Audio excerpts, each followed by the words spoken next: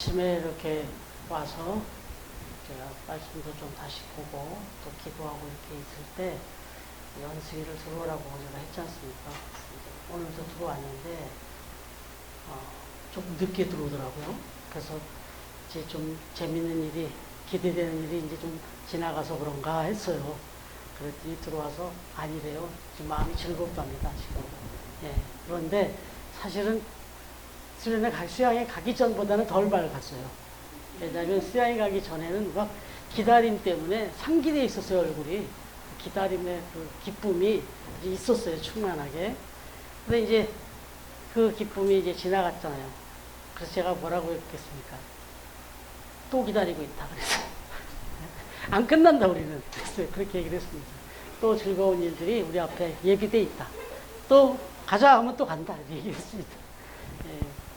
여러분, 이 기다린다는 게 즐거운 일일 수 있고 괴로운 일일 수 있어요. 우리가 수양회를 계획해 놓고 기다릴 때는 우리 원숭이가 엄청 행복하게 즐겁게 기다렸잖아요.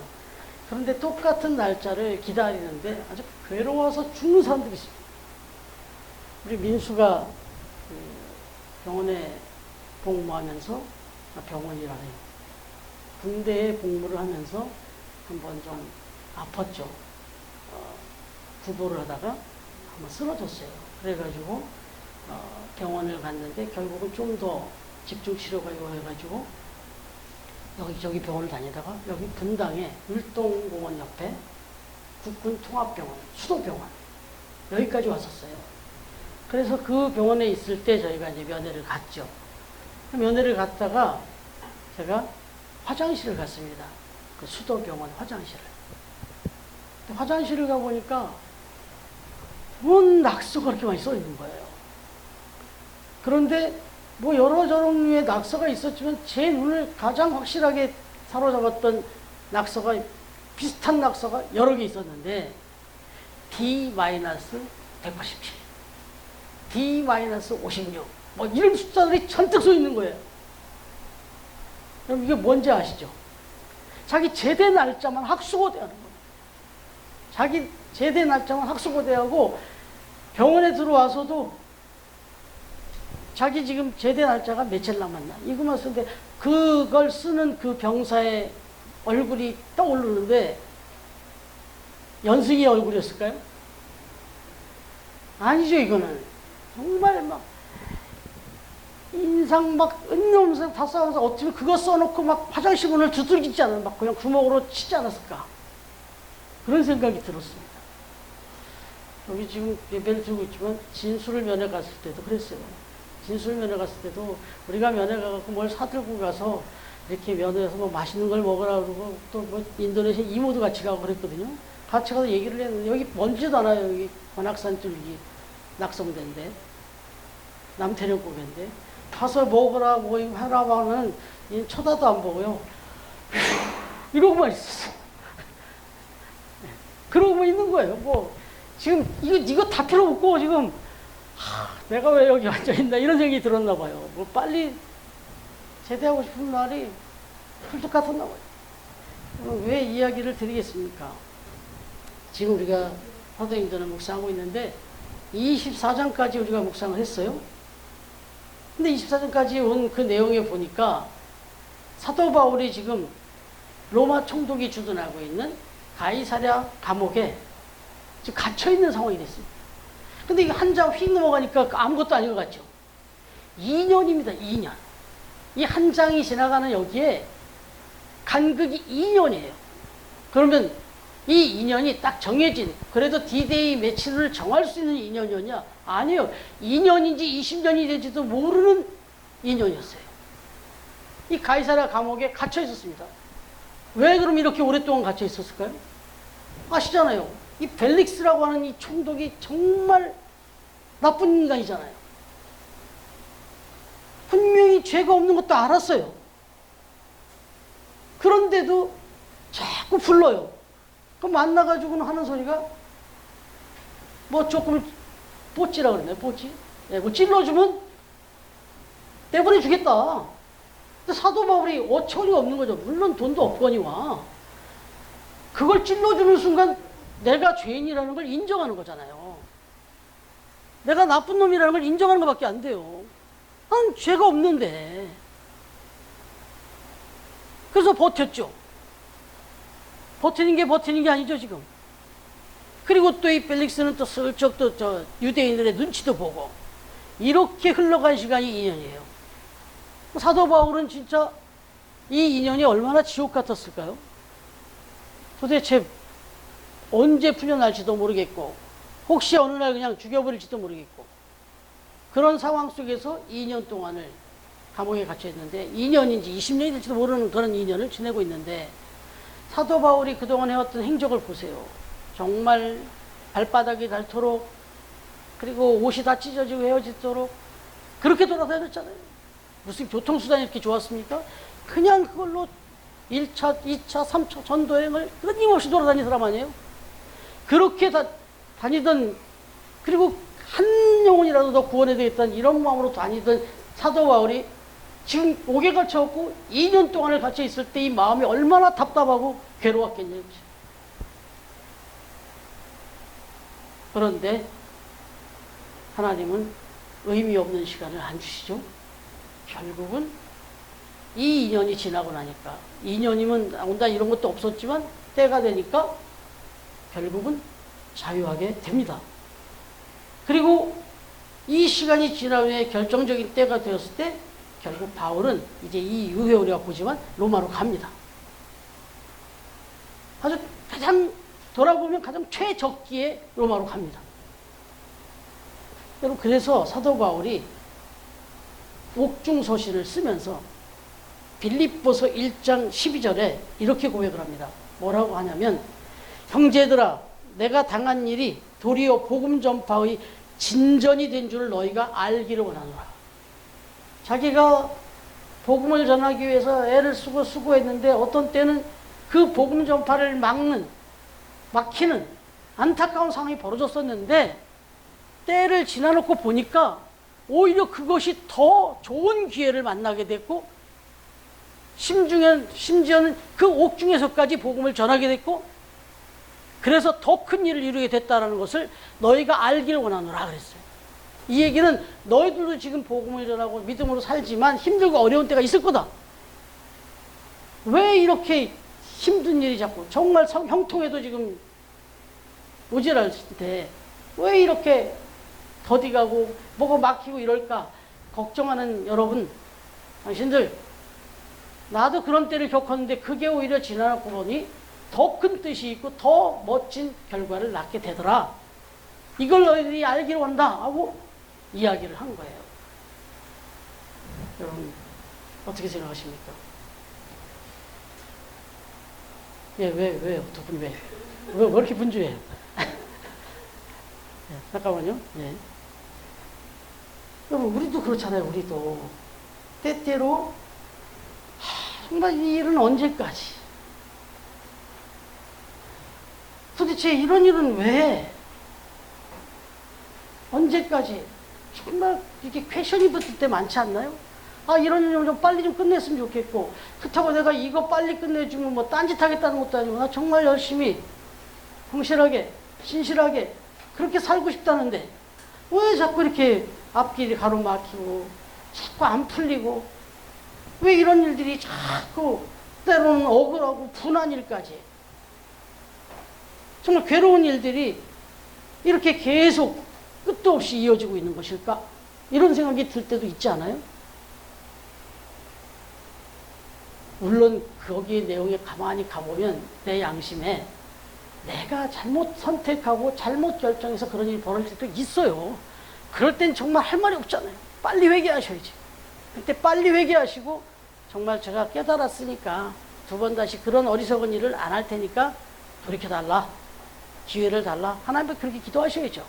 그런데 그것도 아니에요. 저것도 아니에요. 뭘 특별히 잘못한 것도 없고 열심히 성실하게 사는데도 불구하고 그럴 때가 있어요. 그럴 때 여러분 어떻게 해야 되겠습니까? 오늘 사도 바울이 우리에게 보여주는 것은 거기에도 하나님의 뜻이 있다는 걸 가르쳐주는 겁니다. 여러분 이거 이제 연수이가 찾아주세요. 이사야서 55장 8절에서 9절.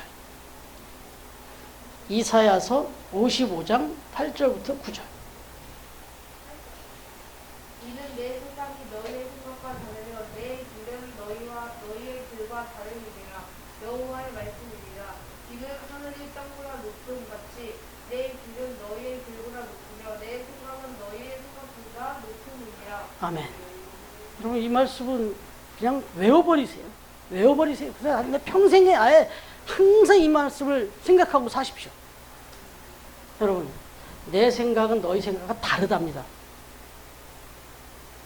여러분들이 생각하고 가려고 하는 그 길, 내가 하려고 하는 그 일, 그 생각과 그 길과 하나님이 생각하는 생각과 길이 같을 수도 있어요.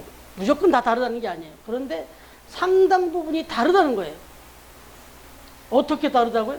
하늘과 땅 차이만큼 나네요.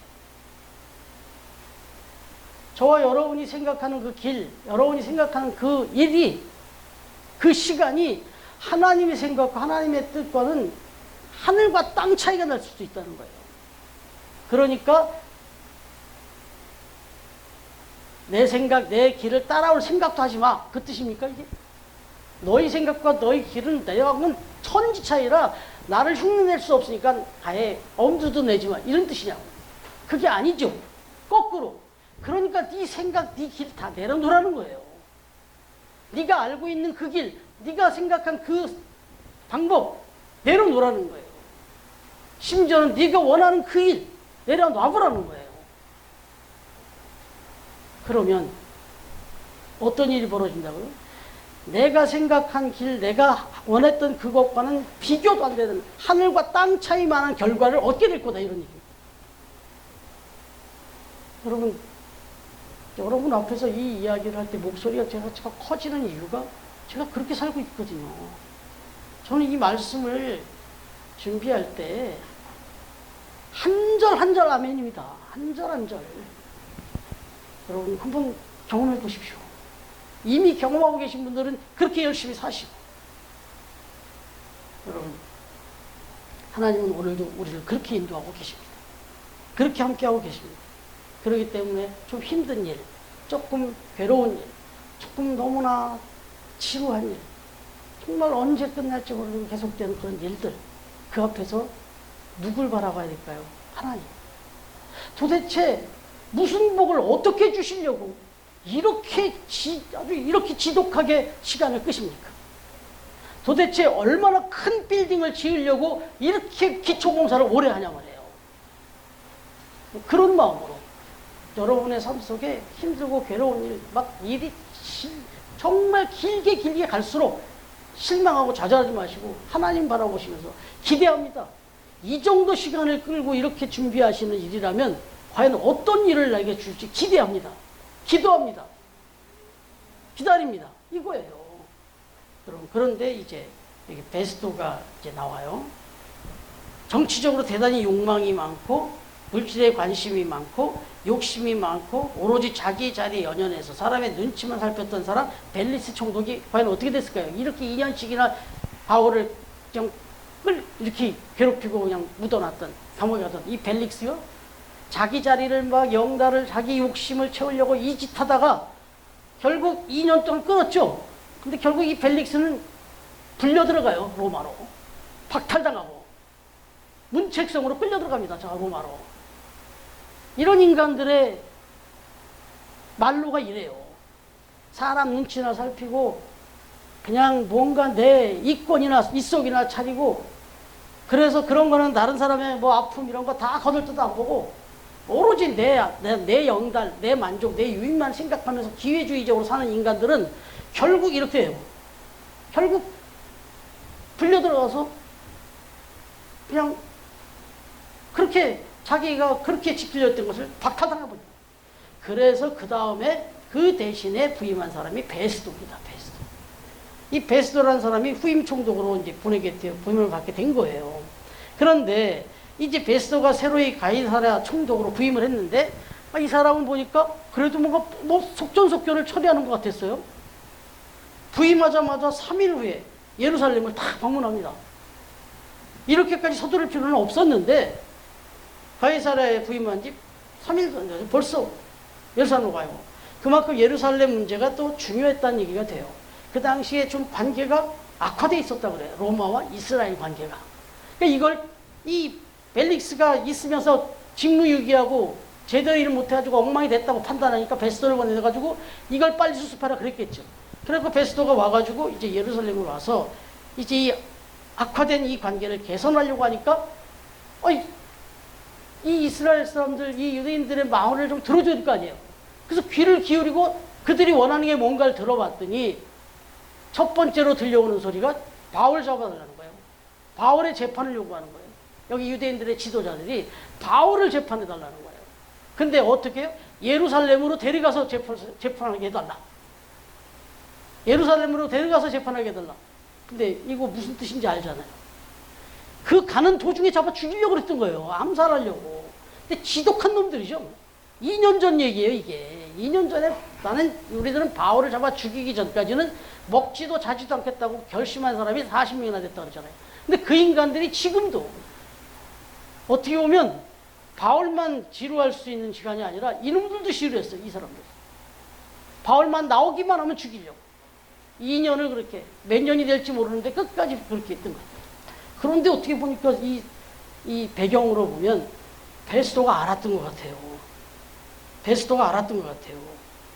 예? 베스도가 웬만하면 빨리 들어줘야죠. 지금 무슨 소원이 있나. 이거까지 그 재판 그거 내주면 될 거 아니에요. 바울 하나 내주는 게 뭐 대수라고. 그런데 아닌 것 같아요. 이 사람들이 내주면 바로 예루살렘에 가는 중에 잡아 죽일 거라는 계획에도 들은 것 같아요. 그래서 뭐라고 나오냐면 아니다. 필요하면 내가 가이사랴에서 다시 재판할 것이니 너희들이 와서 고소하기 바란다. 하고는 예루살렘에 갔는데 그 소리가 나오니까 아니다. 이거 데리고 이리 보낼 일이 아니다. 내가 가이사랴에 가서 내가 다시 재판할 거다. 이러고 딱 잘라버립니다. 이게 왜 이런 얘기가 나왔는가? 이 배경을 주석을 보면 이건 가이사도 이 베스도도 알고 있었던 것으로 그렇게 해석을 하고 있어요. 예. 그렇게 해가지고 이제 마침내 가이사랴에서 바울을 재판을 합니다. 그게 오늘 말씀이에요. 오늘 말씀에 6절, 7절에 나와요. 한번 같이 읽어볼까요? 시작. 베스도가 그들 가운데서 8일 혹은 10일을 지낸 후 가이사랴로 내려가서 이튿날 재판자리에 앉고 바울을 데려오라 명하니 그가 나오매 예루살렘에서 내려온 유대인들이 둘러서서 여러 가지 중대한 사건으로 고발하되 능히 증거를 대지 못한지라. 여기 보세요. 마침내 재판이 열리고 유대인들이 바울에 대해서 이렇다 저렇다 막 송사를 했는데 죄를 증명할 만한 증거가 없었다는 얘기예요. 그래서 이 재판의 결론 8절에서 바울이 말하잖아요. 바울이 뭐라고 말합니까? 8절 시작. 유대인의 율법이나 성전이나 가이사에게나 내가 도무지 죄를 범하지 아니하니오노라 이렇게 말했어요. 말 그대로 그렇게 돼버렸어요.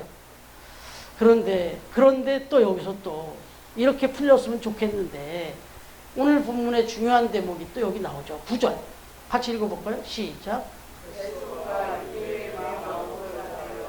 예, 여기까지. 베스도가 또 돌아왔습니다. 재판을 좀 공정하게 해주려고 하는 것 같이 또 탁 자르고 왔더니 막상 또 보니까 이런 분위기로 하니까 저 유대인들이 또 막 난리를 치고 갔거든요. 그러니까 베스도가 유대인의 마음을 얻고자 하여 또 마음을 또 확 바꿔버립니다.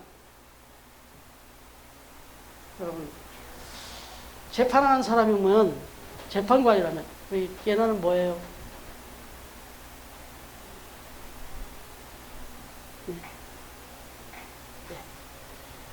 재판하는 재판관이라면 어때요? 죄가 있냐 없냐, 이 사람이 죄인이냐 아니냐 이거에만 관심을 가져야 되잖아요. 그래서 증거도 정확히 오고 그래야 되는데 사람 눈치를 또 봐요. 이 사람도 또 역시 유대인의 눈치를 살피면서 그 사람들의 마음을 또 얻어내겠다는 생각에 또 이제 이 사람을 어떻게 재판해야 될까, 내 지위가 어떻게 될까, 이 재판을 어떻게 해야 나에게 유익이 될까, 이 생각만 또 하고 있는 거예요. 여러분, 이런 인간들이 그때만 있었냐? 이 베스트만 그러냐?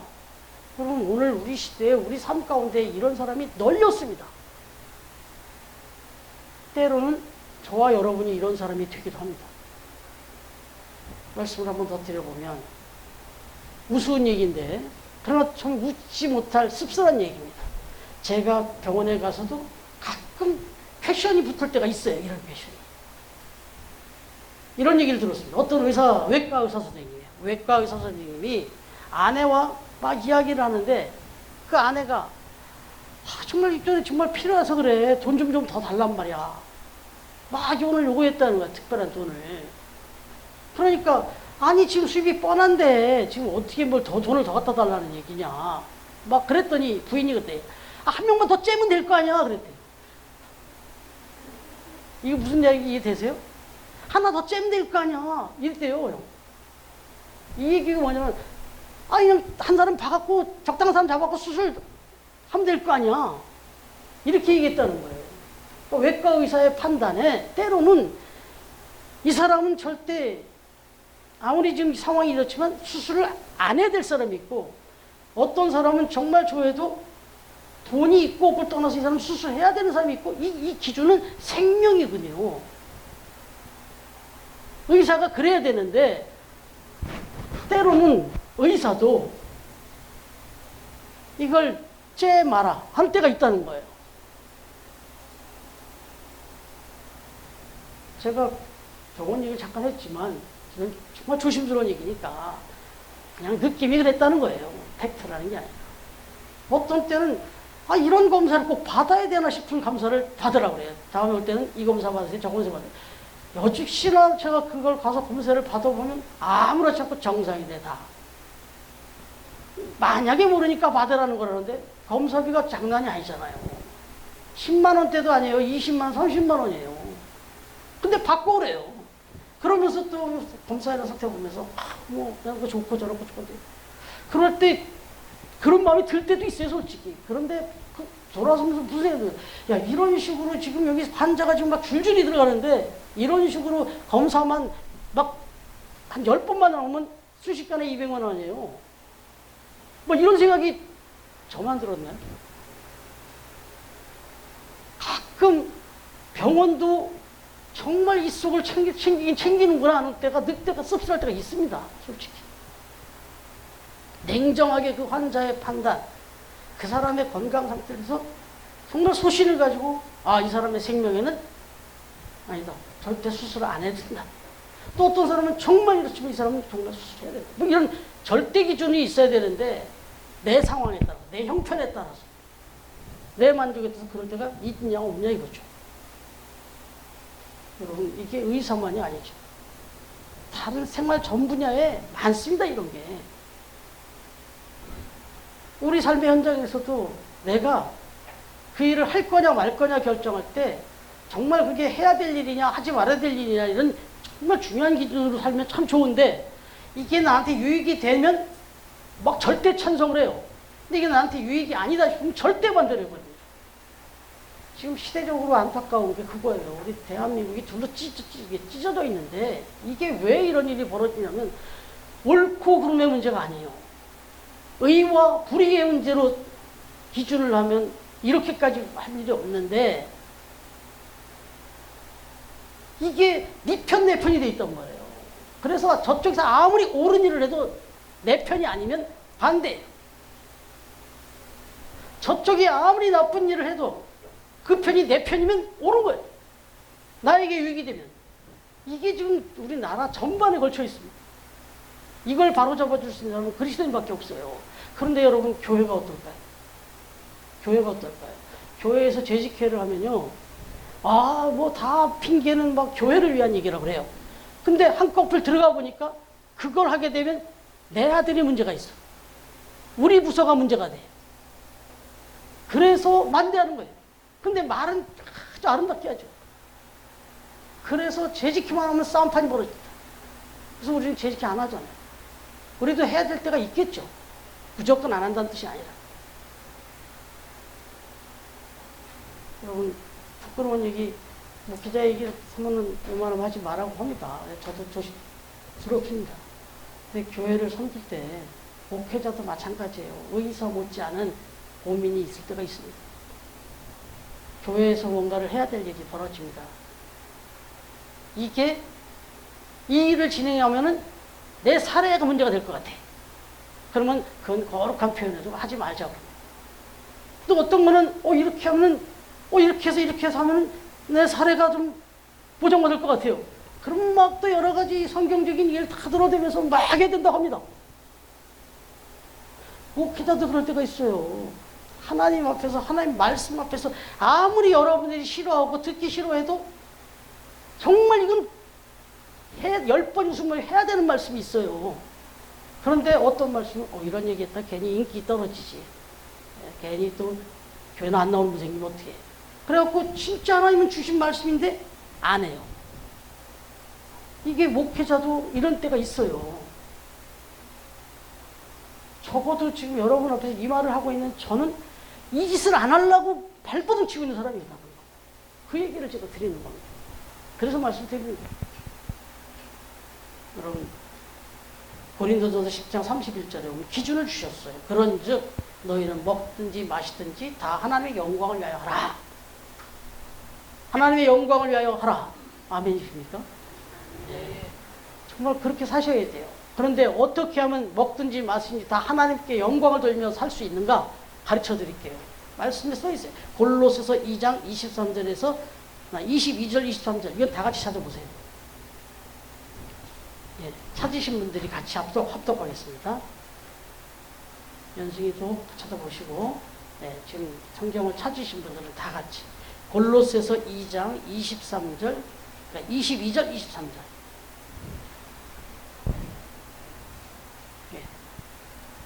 골로새서 2장 22절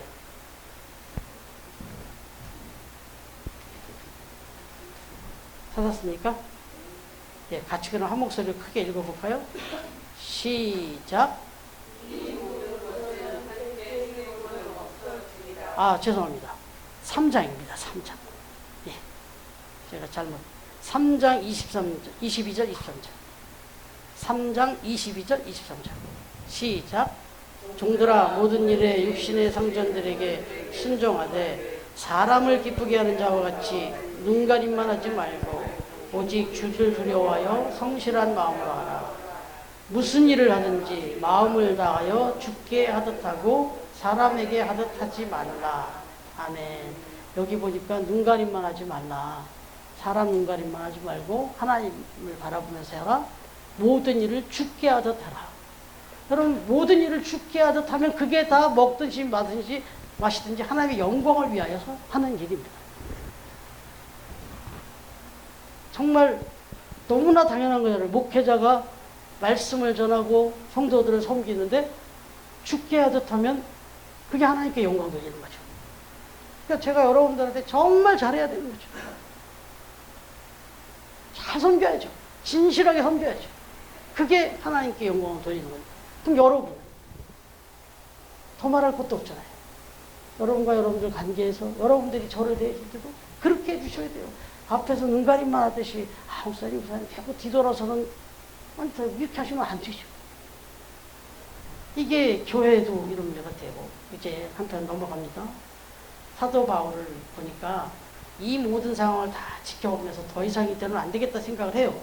그래서 이제는 이 사람들에게서는 도저히 정의를 기대할 수 없다는 생각을 해요. 그래서 11절에서 뭐라고 얘기하냐요? 같이 읽어볼까요? 11절 시작. 만일 내가 불의를 행하여 무슨 죽을 죄를 지었으면 죽기를 사용하지 아니할 것이니 만일 이 사람들이 나를 고발하는 것이 다 사실이 아니면 아무도 나를 그들에게 내줄 수 없나이다. 내가 가이사께 상소하노라. 이 말은 나는 이제 더 이상 벨릭스도 베스도도 못 믿겠습니다. 당신도. 이 사람들 더더욱이나 나는 이제 가이사께로 가겠습니다. 이렇게 얘기할 수 있는 권리가 있다 없다? 있어요. 바울은. 왜? 로마 시민권을 가지고 있기 때문에. 가이사에게 난 저 로마에 가서 최고의 그 재판자지에 가서 마지막 다시 대법원에 가서 난 그렇게 하겠다 하고 손 풀어버려. 이제 당당하게 난 예루살렘 안 간다.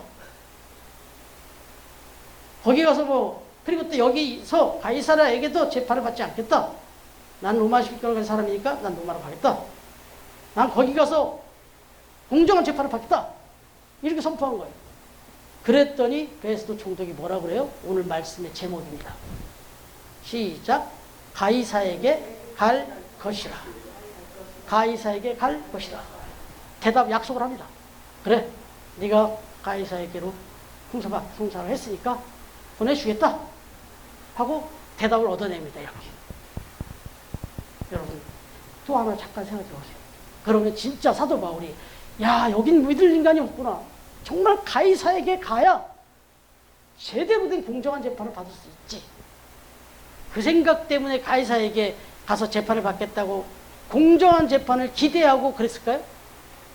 천만의 말씀입니다. 벨릭스나 베스도나 이 인간들이나 가이사 다 믿을 수 없는 인간인 걸 알아요. 그런데도 불구하고 나는 가이사에게 가겠다, 로마로 가겠다라고 하는 말은 결국 나는 하나님이 약속하신 말씀대로 난 그곳에 갈 것이다. 난 마지막 그곳에 가서 내 생을 마칠 것이다. 이 결실이었던 거예요. 그러니까 자기는 여기서 안 죽겠다. 나는 하나님이 약속하셨다. 23장 11절에서 약속했잖아요. 꿈속에. 그날 밤에 주께서 바울의 곁에 서서 이르시되 담대하라. 내가 예루살렘에서 나의 일을 증언한 것 같이 로마에서도 증언하리라 하리라 하시니라. 이 말씀을 들었잖아요. 사도 바울은. 그러니까 나는 니들이 뭐라고 떠들어봤자 난 로마로 갈 거다. 나는 가게 될 것이다. 그러니까 나를 가이사에게 보내라. 이렇게 얘기를 당당하게 했던 겁니다. 이런 분명한 소신과 확신이 있었다 이거예요. 여러분,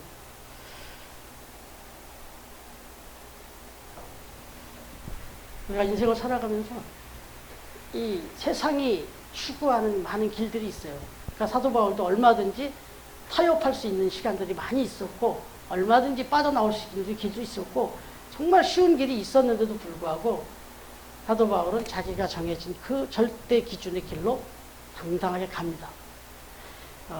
꽃들에게 희망을이라는 동화를 읽어보셨을 텐데 트리나플러스라고 하는 분이 쓴 이 동화, 꽃들에게 희망을, 이 책을 보시면 우리 이나나 얘나도 한번 엄마 아빠한테 사달라고 해서 한번 읽어보세요. 꽃들에게 희망을.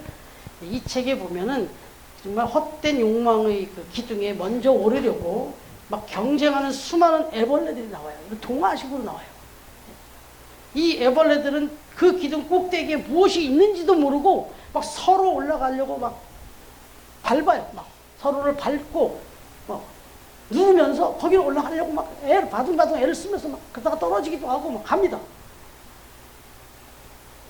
그 욕망과 목표를 위해서라면 주변 둘러보지 않고 곁사람도 보지 않고 그냥 오로지 위로만 올라가려고는 이 경쟁 난무하는 시대, 이 시대상을 지금 반영해주고 있는 거죠. 그런데 이 수많은 애벌레 가운데서 노랑 애벌레, 호랑 애벌레, 이 애벌레가 둘이 만나요. 근데 아무래도 이게 안 되겠거든. 서로 막 밟고 가다가 보니까 내가 그 귀한 그 친구 애벌레를 막 발로 밟고 올라가야 되는 거야 이제. 아, 이건 아니다. 이 판단을 하고 둘이 내려옵니다. 내려와서 고치 속으로 들어갑니다. 그래서 그곳에서 조금은 답답하고 어둡지만 그곳에서도 버팁니다. 그러더니 결국 애벌레가 나비가 돼갖고 이 기둥 따라 올라가서 밟고 찾는 이곳과는 사원이 다른 하늘을 창공을 홀 날아다니는 이런 이야기예요. 이게 꽃들에게 희망을 하지. 네. 여러분, 적어도 우리가 인생을 살아가면서 이렇게 살아야 되지 않냐 하는 거죠. 여러분, 우리가 자칫하다 보면 교회도 세상 따라가게 됩니다. 교회도 세상을 따라가게 돼 있어요. 그리고 또 교회는 교회끼리 또 조금 더 잘 나가는 교회, 그런 교회를 또 막 벤치마킹 한다고 막 따라가려고 합니다. 근데 그게 아니에요. 각각에게 주어진 사명을 따라서 살아야 되는 거예요.